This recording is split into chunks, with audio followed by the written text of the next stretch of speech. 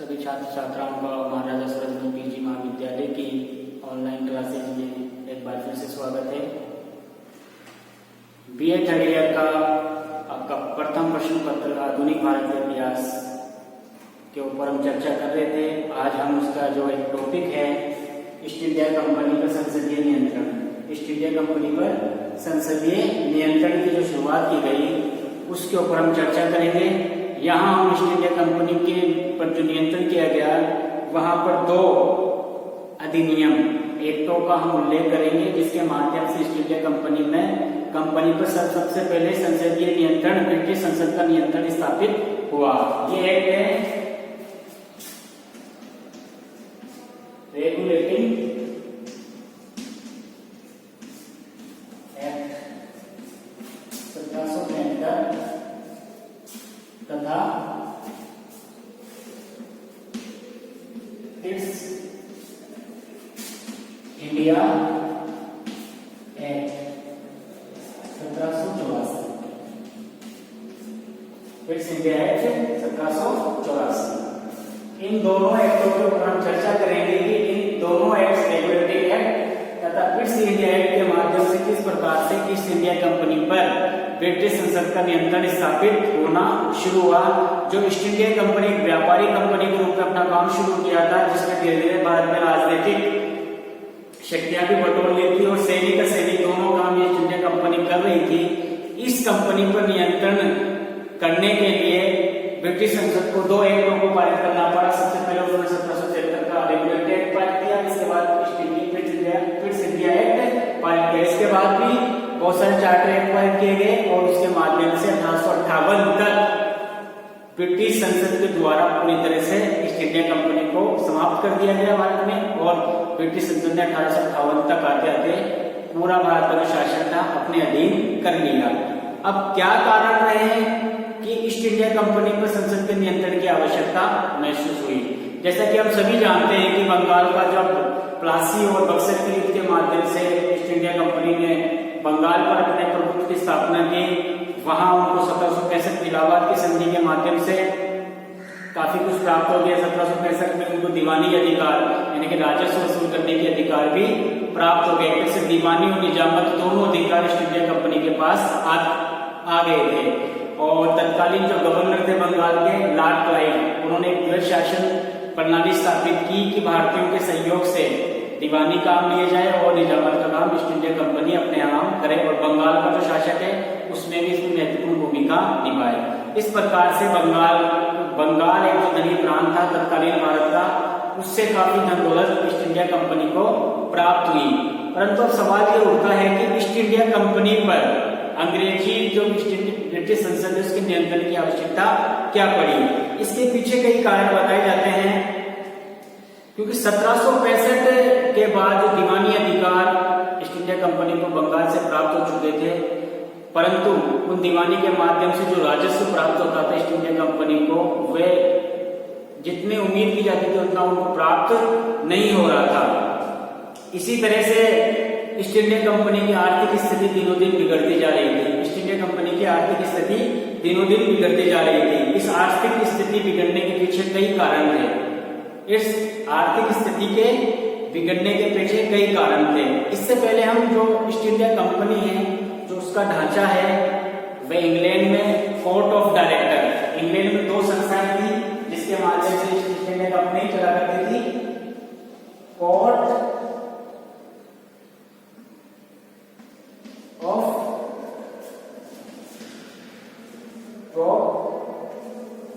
Writers एवं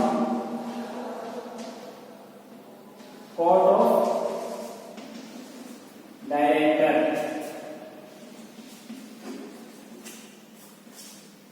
ये दो ग्रुप थे जिनके माध्यम से ईस्ट इंडिया कंपनी का संचालन इंग्लैंड से प्रबंध किया जाता था। इसमें जो प्रबंधन का काम था, जो संचालक मंडल है, संचालक समिति, ये प्रबंधन का काम करता, प्रबंधन का। और जो हिस्सेदार थे कंपनी के शेयर होल्डर्स, प्रोप्राइटर हिस्सेदार, वे उन्हीं लोगों में से हिस्सेदारों में से कुछ लोगों को संचालक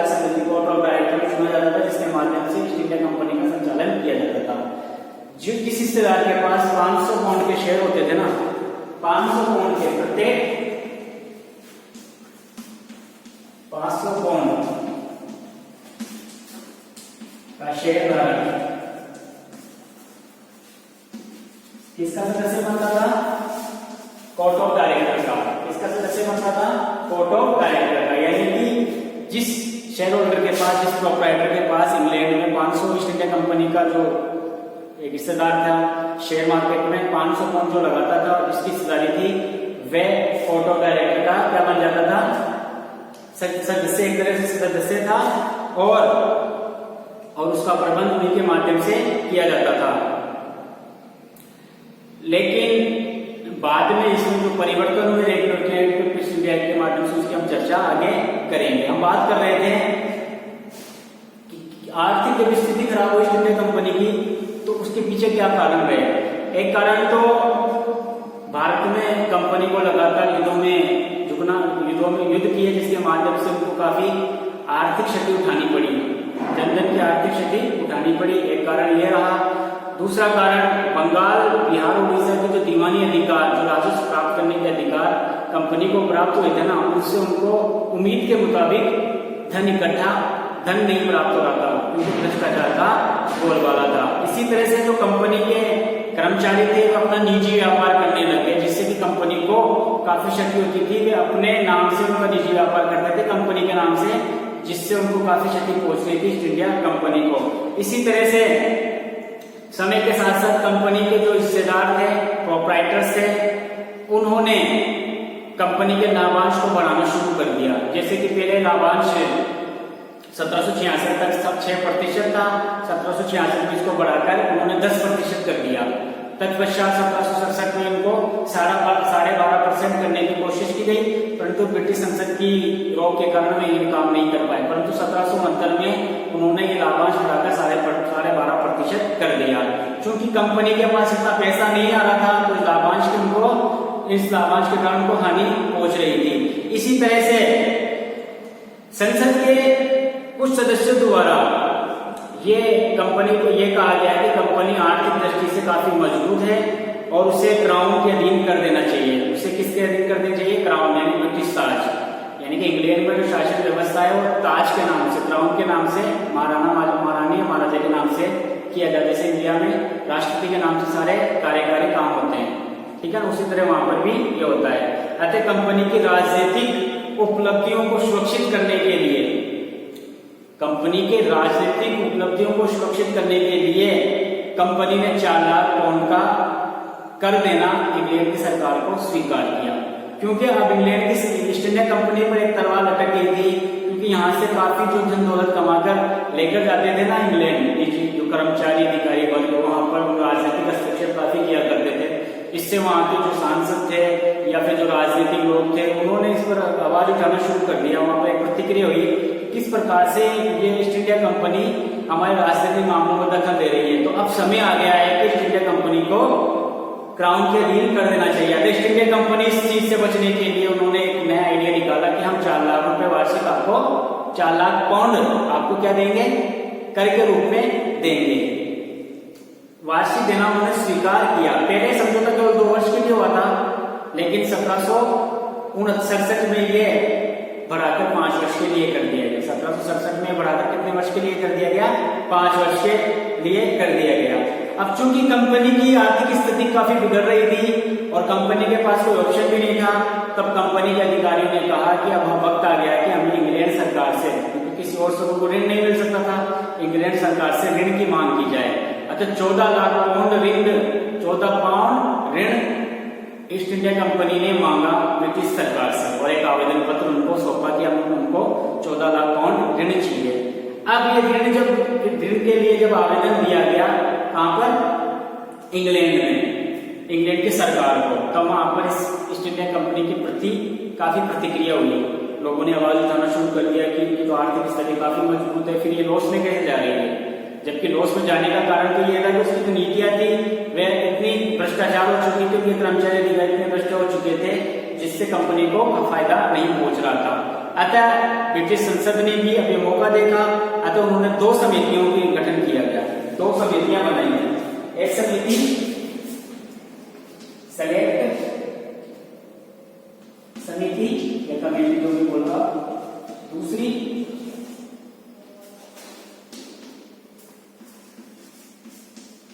सीक्रेट समिति।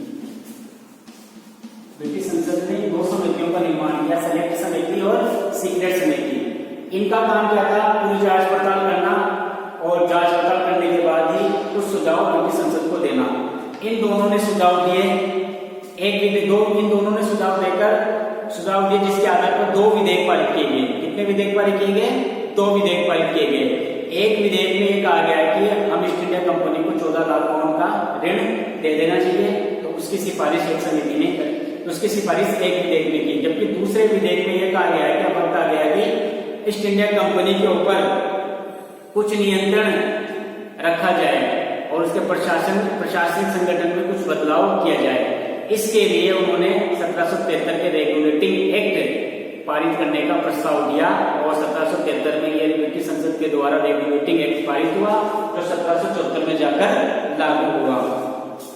दोनों समितियों ने अपनी अपनी सिफारिशें इसमें दी। अब हमें बात करनी है रेगुलेटिंग एक्ट की। इसकी बात करनी है रेगुलेटिंग एक्ट की, जो 1773 में पारित हुआ। सीक्रेट समिति एवं सेलेक्ट समिति की सिफारिश पर एक विधेयक तो इसलिए पारित हुआ 14 लाख पाउंड उसको कंपनी को दे दिए जाए ऋण के रूप में, और दूसरे विधेयक में कहा गया है कि संचालक मंडल में और तथा भारत में जो प्रशासनिक संगठन है उसमें कुछ परिवर्तन करने का और उस पर संसद का कुछ नियंत्रण स्थापित किया जाए। ये विधेयक में कहा गया कि इसी विधेयक के आधार पर 1773 का रेगुलेटिंग एक्ट पारित किया गया। तो कुल मिलाकर बात ये निकलती है कि कंपनी के अंदर जो भ्रष्टाचार हो रहा था, जो उसके आर्थिक ढांचा चरमरा रहा था, उसकी वजह से ब्रिटिश संसद को इसमें दखल देना पड़ा और ईस्ट इंडिया कंपनी में प्रथम बार संसदीय नियंत्रण की स्थापना की गई 1773 के रेगुलेटिंग एक्ट में। अब रेगुलेटिंग एक्ट का उद्देश्य क्या था? इसका उद्देश्य था कि कंपनी पर क्राउन का नियंत्रण एवं अधिकार स्थापित करना, नियंत्रण में अधिकार स्थापित करना एक उद्देश्य यह रखा गया रेगुलेटिंग एक्ट का। दूसरा उद्देश्य कंपनी की जो संचालक समिति है के संगठन में कुछ परिवर्तन करना, जो बोर्ड ऑफ डायरेक्टर है उसके संगठन में कुछ परिवर्तन करना, ताकि ईस्ट इंडिया कंपनी को बचाया जा सके और उस पर सरकार का नियंत्रण स्थापित हो सके। इसी तरह से तीसरा जो उद्देश्य इसमें बताया गया, कंपनी के व्यापारिक ढांचे को, क्योंकि उस समय कंपनी का जो ढांचा था, व्यापारिक ढांचा था, उसके राजनीतिक ढांचे के संचालन के योग्य बनाना। क्योंकि कंपनी का निर्माण तो व्यापार करने के लिए हुआ था, उसके पास राजनीतिक सूझबूझ की कमी थी, अतः सरकार को यह आवश्यकता महसूस हुई रेगुलेटिंग एक्ट के माध्यम से, क्योंकि अब कंपनी को व्यापारिक काम भी करना था, साथ में राजनीतिक काम भी देखना था, राजनीतिक ढांचे को सुधारने के लिए काम किया गया। अब 1700 बात करते हैं 1773 के रेगुलेटिंग एक्ट की धाराएं। इस एक्ट के द्वारा क्या क्या नियम बनाएंगे, इस एक्ट के द्वारा क्या क्या नियम बनाएंगे, हम सबसे पहले देखेंगे इंग्लैंड शासन, यानी कि इंग्लैंड में जो संचालक मंडल था उसके संदर्भ में क्या क्या नियम बनाए, और भारत में जो ईस्ट इंडिया कंपनी का प्रशासन था उसके संदर्भ में क्या क्या नियम बनाएंगे। सबसे पहले हम बात करेंगे इंग्लैंड में जो परिवर्तन किए गए ईस्ट इंडिया कंपनी के प्रबंधन में 1773 के रेगुलेटरी एक्ट में, वे इस प्रकार थे। कंपनी के संचालकों के चुनाव में वही व्यक्ति मत दे सकता था जो व्यक्ति 1000 पाउंड का शेयरधारक हो। कितने पाउंड का? 1000 पाउंड का शेयरधारक हो। पहले कितने था? 500 पाउंड का। कोर्ट ऑफ प्रोप्राइटर का वही शेयरधारक 1000, वह शेयरधारक 1000 पाउंड का हिस्सेदार हो, उसको ही संचालक मंडल का क्या बताया गया? संचालक मंडल का सदस्य बनाया गया कि वही सदस्य बन सकता है जो 1000 पाउंड के शेयरधारक हो। इसी तरह से संचालकों का कार्यकाल 1 वर्ष से बढ़ाकर अब 4 वर्ष कर दिया गया। संचालकों का यानी कि कोर्ट ऑफ डायरेक्टर का सदस्यों का कार्यकाल 1 वर्ष से बढ़ाकर कितना कर दिया गया? 4 वर्ष कर दिया गया। कितना कर दिया गया? 4 वर्ष कर दिया गया। और कोर्ट ऑफ डायरेक्टर का प्रत्येक कोर्ट ऑफ डायरेक्टर के 1/4 सदस्य यानी कि 6 सदस्य, कुल सदस्य 24 से 1/4 सदस्य 6 सदस्य प्रति वर्ष चुने जाएंगे, प्रति वर्ष चुने जाएगा और इनके कार्यकाल 5 वर्ष का होगा। किनका कार्यकाल, कोर्ट ऑफ डायरेक्टर सदस्यों का कार्यकाल कितना होगा, 5 वर्ष का होगा, कुल सदस्य संख्या 24 होगी और वही व्यक्ति शेयरधारक 1000 पाउंड वाला शेयरधारक ही इसका सदस्य बन सकता है।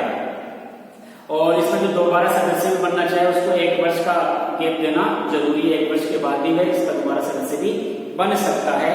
इस प्रकार से इसमें एक और परिवर्तन किया गया, जिन व्यक्तियों के पास 3000, 7000 पाउंड या 10,000 पाउंड के शेयर हो उसको क्रमशः 2, 3 या 4 मत देने का भी अधिकार दिया गया। तो यानी कि एक ही शेयरधारक को उनके शेयर के हिसाब से 1 से अधिक मत देने का अधिकार भी दिया गया। इसी तरह से ये सब संचालक मंडल में कुछ परिवर्तन किए गए।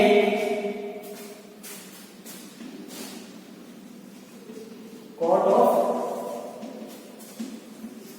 डायरेक्टर,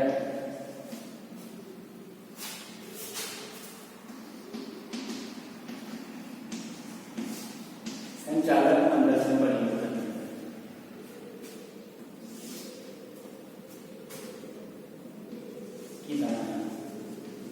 ऐसे लिख सकते हो। और दूसरा भारत के संदर्भ में, भारत में कंपनी के लिए नियम।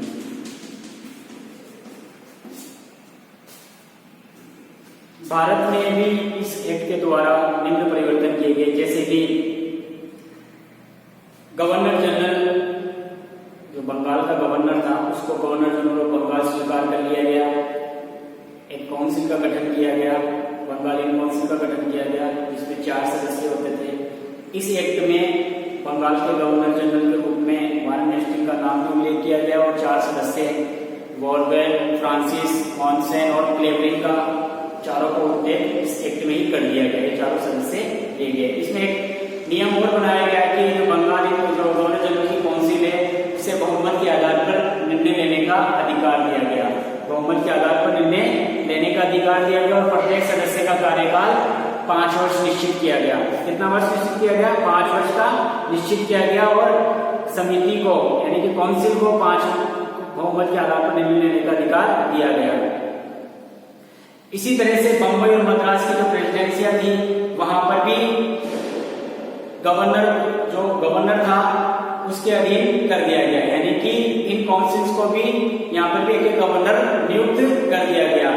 दोनों को देशी राज्यों से युद्ध संधि बंगाल के निर्देशन करने की अनुमति दी गई, यानी कि बंगाल की काउंसिल और मद्रास की काउंसिल में गवर्नर नियुक्त किए गए और दोनों ही प्रेसिडेंसियों में दोनों ही काउंसिल को कहा गया कि आपको जो भी वैदेशिक मामले हैं कि युद्ध संधि से जो मामले हैं देशी राज्यों से युद्ध करना है, संधि करना है, वह बंगाल की अनुमति से ही आपको करना पड़ेगा। परंतु इसमें एक नियम और जोड़ दिया कि असाधारण परिस्थितियों में आप अपना फैसला स्वयं भी ले सकते हो तथा संचालक मंडल से यानी कोर्ट ऑफ डायरेक्टर से भी आप डायरेक्ट आपको कोई निर्देश मिल जाए तो आप उसके हिसाब से भी फैसला ले सकते हो। इसी तरह से भारत में बंगाल में सर्वोच्च न्यायालय की स्थापना 1773 के रेगुलेटरी एक्ट के द्वारा की गई। सुप्रीम कोर्ट ऑफ इंडिया या बंगाल में बोल सकते हैं हम उस समय सर्वोच्च न्यायालय की स्थापना की गई और सर एलिंग एम्पे को प्रथम सुप्रीम कोर्ट का इसमें चीफ जस्टिस नियुक्त किया गया, जिसका नाम भी एक्ट में उल्लेख है। इसके साथ ही 3 अन्य जजों को भी नियुक्ति की गई।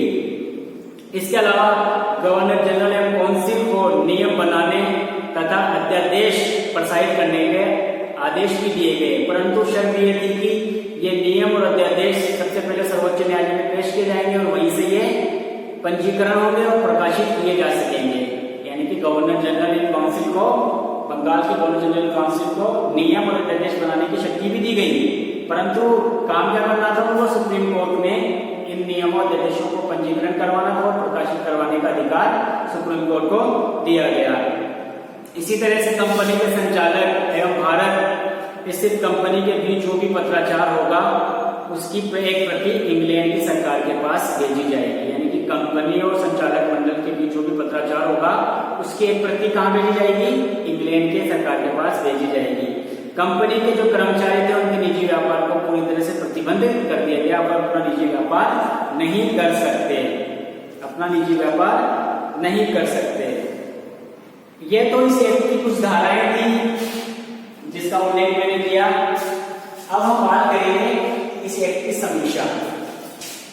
1773 रेगुलेटरी एक्ट की समीक्षा करना भी जरूरी है। कितना फायदा रहा, कितना लाभ रहा, इसके दोष क्या रहे और गुण क्या रहे, दोनों हम चर्चा करेंगे।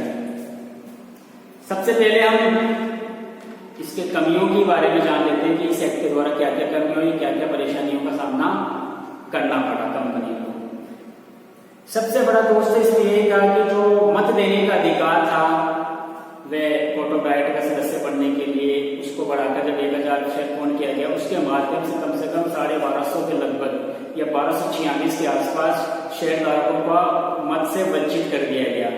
मत से क्या किया गया, वंचित कर दिया गया, जिससे भ्रष्टाचार को प्रोत्साहन मिला। यानी कि इस एक्ट में जो 1000 शेयर 1000 पाउंड वाला शेयर धारक था उसको मत देने का जो अधिकार दिया गया था ना, उसकी वजह से कम जो शेयर होल्डर्स थे उनको उनके मतों से वंचित कर दिया गया। लगभग 1246 के लगभग उनकी संख्या थी, इससे भ्रष्टाचार को बढ़ावा मिला। इसी तरह से कंपनी के मामलों पर संसद का अपर्याप्त नियंत्रण रहा, क्योंकि सरकार के पास ऐसी कोई एजेंसी ही नहीं थी कि इन पत्रों की जांच पड़ताल कर सके।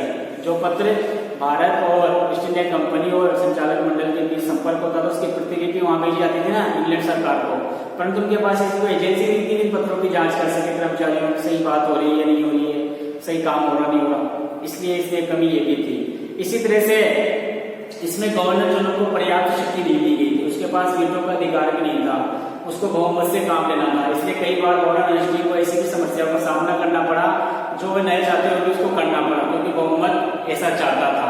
3 सदस्य एक जगह जाते थे, 2 एक देते थे, तो बहुमत का ही क्या मत माना जाता था। इसी तरह से गवर्नर जनरल तथा उसकी काउंसिल का बंबई और मद्रास की जो काउंसिल थी उसके ऊपर अधिकार को लेकर भी असमंजस की स्थिति बनी हुई थी। उसमें एक बात कहा गया था, साधारण परिस्थितियों में अपना फैसला भी स्वयं ले सकती है, कोर्ट ऑफ डायरेक्टर के से बातचीत करके भी वो काम कर सकते हैं। इससे Bengal governor general council Bengal की जो हैसियत थी वह कम होती गई, क्योंकि वे अपने हिसाब से भी काम कर रही थी।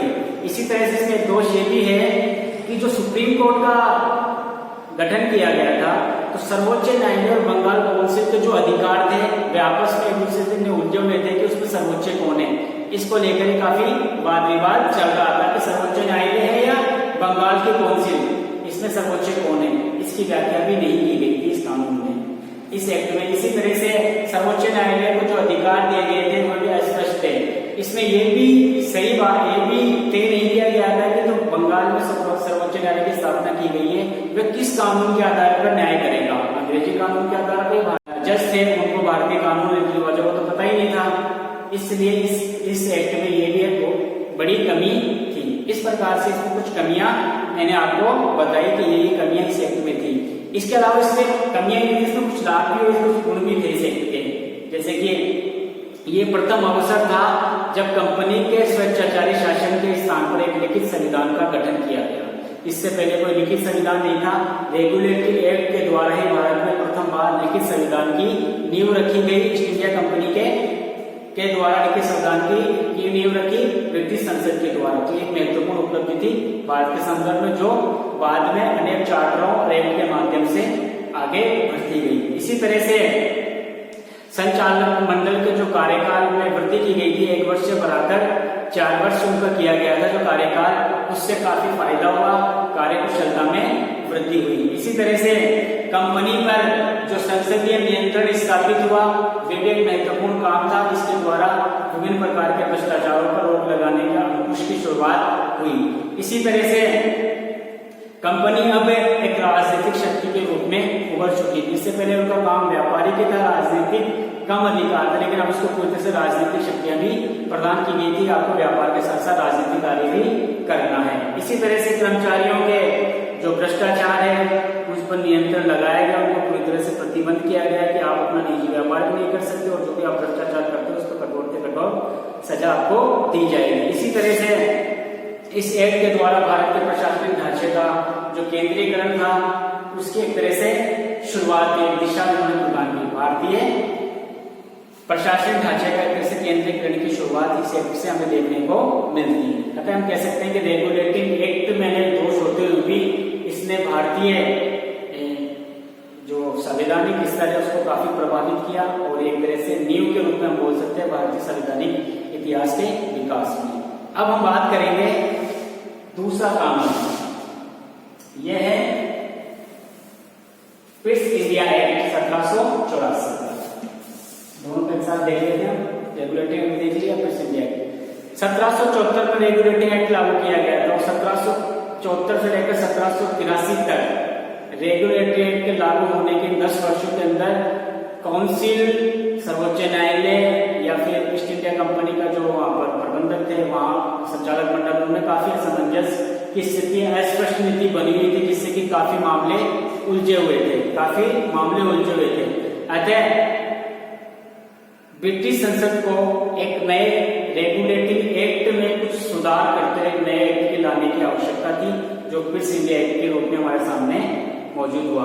क्योंकि इस एक्ट रेगुलेटिंग एक्ट में जो कमियां थी, जैसे कि बंबई और मद्रास प्रेसिडेंसियों पर बंगाल काउंसिल के जो अपर्याप्त नियंत्रण के कारण जो समस्या बनी हुई थी, उसकी वजह से उनको अनेक विधों में उलझना पड़ा। क्योंकि मद्रास और बंगाल काउंसिल अपने स्तर पर जैसे राज्य लेवल से युद्ध कर लिया करती थी और उसमें बंगाल काउंसिल की कोई आवश्यकता ही उनको नहीं थी। इससे काफी असमंजस की स्थिति बनी हुई थी। दूसरा, सर्वोच्च न्यायालय के संदर्भ में, हालांकि 1781 में एक एक्ट के द्वारा सर्वोच्च न्यायालय के कानून नियम संबंधी कुछ प्रावधानों में को स्पष्ट कर दिया गया था, लेकिन उसके प्रशासनिक संगठन पर भी असमंजस बना हुआ था। इसी तरह से इंग्लैंड की संसद का अब भी कंपनी पर पर्याप्त नियंत्रण नहीं था। फॉर एग्जाम्पल, ब्रिटिश संसद द्वारा स्टील को हटाना चाहते थे, परंतु ईस्ट इंडिया कंपनी के दबाव के कारण वे उसका काम ऐसा कार्य नहीं कर सकी। इसी तरीके से कुछ और पिट्स इंडिया एक्ट से पहले भी ब्रिटिश संसद के सदस्यों के द्वारा या अन्य लोगों के द्वारा एक्ट पारित करने की कोशिश की गई, जैसे डूडास का भारत बिल, या फिर हम बात करें तो फॉक्स का ईस्ट इंडिया बिल, ये अस्वीकृत हो चुके थे। यानी कि ईस्ट इंडिया कंपनी का दबाव ब्रिटिश संसद पर भी था। अतः यंग पिट ने, जो ब्रिटेन के प्रधानमंत्री थे, उन्होंने रेगुलेटरी एक्ट में सुधार करते हुए जो कमियां थी और नई बातों को लागू कर सके ईस्ट इंडिया कंपनी पर, उस पर संसद का नियंत्रण स्थापित कर सके। अतः 1784 में उन्होंने एक एक्ट पारित किया ईस्ट इंडिया कंपनी के भारत के संदर्भ में, जो पिट्स इंडिया एक्ट के नाम से जाना गया। इस एक्ट में निम्न व्यवस्थाएं दी गई थी, उसकी जानकारी मैं दे देता हूँ। सबसे पहले गृह शासन, यानी कि इंग्लैंड में क्या क्या परिवर्तन हुआ। कंपनी शासन पर नियंत्रण रखने के लिए एक 6 सदस्यीय कमिश्नर का बोर्ड का गठन किया गया, जिसको बोर्ड ऑफ कंट्रोल कहा गया। जिसको क्या कहा गया? बोर्ड ऑफ कंट्रोल कहा गया। इस एक्ट के द्वारा 6 सदस्यों का 6 कमिश्नरों का बोर्ड क्या कहा गया? इसको बोर्ड ऑफ कंट्रोल कहा गया। बोर्ड ऑफ कंट्रोल में सेक्रेटरी ऑफ स्टेट तथा वित्त मंत्री के अलावा 4 अन्य सदस्य भी थे, जिनकी नियुक्ति ब्रिटिश राज के द्वारा, ब्रिटिश क्राउन के द्वारा की जाती थी। इनका वेतन और भत्ता जो भी था वह भारतीय राजस्व से जो प्राप्त होता था, उसी में से इनको वेतन आने की व्यवस्था की गई। एक व्यवस्था फिर दी गई। दूसरी व्यवस्था, जो कोर्ट ऑफ डायरेक्टर यानी कि संचालक मंडल था, द्वारा भेजे जाने वाले प्रस्तावित आदेश तथा अन्य पत्र भारत भेजने से पूर्व, यानी कि कोर्ट ऑफ डायरेक्टर कोई भी आदेश या पत्र जो भारत में ईस्ट इंडिया कंपनी उसको भेजता था, अब वे डायरेक्ट उसको भेजकर, उसको ना भेजकर बोर्ड ऑफ कंट्रोल के पास भेजा करता था। भेजना उसको पड़ेगा, यानी कि संचालक मंडल के द्वारा कोई भी आदेश या पत्र सबसे पहले वो किसको भिजवाएगा?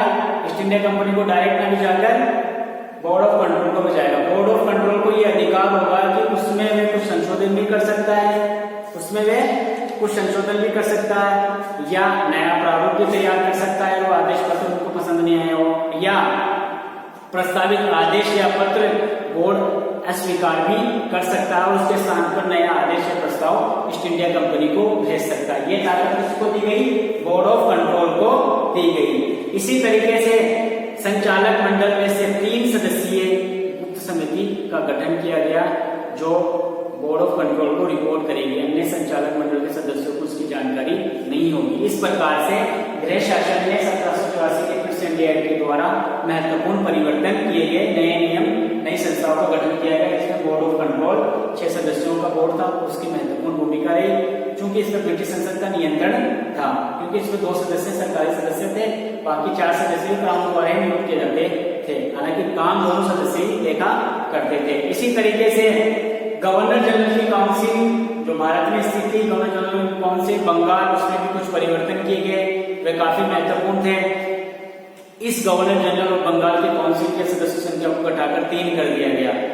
अब 3 कर दिया गया और गवर्नर जनरल को, बंगाल गवर्नर जनरल को निषेधाधिकार का अधिकार यानी कि वीटो पावर भी उनको दिया गया। किसी भी मत में वो वीटो करके उसको कानून बनने से या किसी नियम को लागू करने से उसको रोक सकता था, ये इसको अधिकार दिया गया। इस प्रकार से, और इसमें एक चीज और शामिल की गई थी, इन 3 सदस्यों में एक सदस्य ब्रिटिश सेना का जो मुख्य सेनापति भारत में होता था उसको भी सम्मिलित किया गया। जब 1785-86 में लॉर्ड कॉर्नवालिस बन के आए तो उनसे पहले एक प्रभावित हो चुका था, चूंकि वो एक सैन्य कमांडर थे स्वयं, तो उसके लिए उनको काफी फायदा उठाना पड़ा कॉर्नवालिस के रूप में। इसी तरह से बंबई और मद्रास प्रेसिडेंसियों जो काउंसिल बनाई गई थी, वहां पर भी काउंसिल का 3 सदस्यीय काउंसिल का गठन कर दिया गया, 3 सदस्यीय काउंसिल का गठन कर दिया गया। और ये दोनों काउंसिलों को पूरी तरह से स्पष्ट कर दिया गया कि आप बगैर बंगाल काउंसिल के, जो आप गवर्नर जनरल की काउंसिल है बंगाल काउंसिल, उसकी बिगर अनुमति के आप कोई भी कार्य नहीं कर सकते। अगर संचालक मंडल से आपको कोई प्रस्ताव आता है, वह प्रस्ताव भी सबसे पहले आप कहां पर पहुंचाओगे? बंगाल गवर्नर जनरल बंगाल की काउंसिल पर। अतः इस प्रकार से बंबई और मद्रास की काउंसिल पर किसका नियंत्रण स्थापित कर दिया गया? ब्रिटिश बंगाल काउंसिल का नियंत्रण स्थापित कर दिया गया, और वहां पर गवर्नर के अलावा काउंसिल की भी 3 सदस्यीय काउंसिल का गठन भी कर दिया गया। इसी तरीके से गवर्नर जनरल तथा गवर्नरों की नियुक्ति संचालक मंडल ही करते थे, अभी उसके पास ये अधिकार रहा, परंतु उन्हें वापस बुलाने का अधिकार ब्रिटिश संसद को दिया गया। गवर्नर और गवर्नर जनरल की नियुक्ति कोर्ट ऑफ डायरेक्टर ही करते थे, लेकिन उनको बुलाने का अधिकार किसको दिया गया? संचालक मंडल को दिया गया। इसी तरीके से गवर्नर जनरल की नियुक्ति की स्वीकृति पहले उनको ब्रिटिश ताज से लेनी पड़ती थी संचालक मंडल को, किसको आप नियुक्त कर रहे हो। इसी तरीके से प्रथम बार कंपनी के भारतीय प्रदेशों को अंग्रेजी प्रदेशों, राज्यों के प्रदेशों के नाम से संबोधित किया गया, उनको पहली बार अंग्रेजी राज्य बोला गया। ये सबसे पहले 1784 की फिट्स इंडिया एक्ट में कहा गया। गवर्नर जनरल तथा उसकी काउंसिल बोर्ड ऑफ कंट्रोल की अनुमति के बिना भारत में इनकी घोषणा नहीं कर सकेगी, ये इस एक्ट की धारा 34 में स्पष्ट कर दिया गया। भारत में राज्य विस्तार और विजय की योजनाओं को चलाना ब्रिटिश राज की नीति, मान और इच्छा के विरुद्ध है, ये इस एक्ट में साबित कर दिया गया था, इस एक्ट में डाल दिया गया था। लेकिन इस धारा को कभी भी सीरियसली यहाँ के गवर्नर जनरल जो भी है उन्होंने लिया नहीं, और उन्होंने उसको जारी रखा और साम्राज्य विस्तार की नीति को जारी रखा। अतः इस प्रकार से फिट्स इंडिया एक्ट की जो व्यवस्था है उसके बारे में आपको जानकारी, इसके महत्व के बारे में जान लेते हैं। पहली बार जैसे कि मैंने आपको बताया कि कंपनी ने भारतीय राज्यों को अंग्रेजी राज्य के रूप में समझा और उनको अंग्रेजी राज्य का उन्होंने दर्जा दिया कि इंडिया में जो अंग्रेजी प्रांत है, अंग्रेजों के अधिकार में भारतीय राज्य के रूप में जाने जाएंगे। उन पर नियंत्रण के लिए यानी कि गवर्नर जनरल हो या संचालक मंडल, उनको नियंत्रण के लिए बोर्ड ऑफ कंट्रोल का गठन किया गया था, जो सीधे ब्रिटिश संसद को रिपोर्ट किया करते थे। गवर्नर जनरल को बंबई और मद्रास काउंसिल में क्या कर दिया गया? उन पर वर्चस्व स्थापित करने की अनुमति प्रदान कर दी, तथा कंपनी के सैनिक और सैनिक मामले थे ब्रिटिश सरकार के नियंत्रण में एक तरह से आ गए थे इस एक्ट के द्वारा। राजनीतिक प्रशासन संबंधी कार्य भी बोर्ड ऑफ कंट्रोल के नियंत्रण में आ गए, जबकि व्यापारिक संबंधी कार्य संचालक मंडलों के पास रहे। इस एक्ट की महत्वपूर्ण उपलब्धियां थी। राजनीतिक और प्रशासन संबंधी कार्य किसके पास आ गए? बोर्ड ऑफ कंट्रोल के पास। और संचालक मंडल के पास कौन से कार्य रहे? व्यापार संबंधी कार्य भी उन्हीं के पास बने रहे। तो 1784 के फिट्स इंडिया एक्ट का काफी महत्व है। आज के लिए इतना ही, अगली क्लास में मुलाकात होती है। धन्यवाद।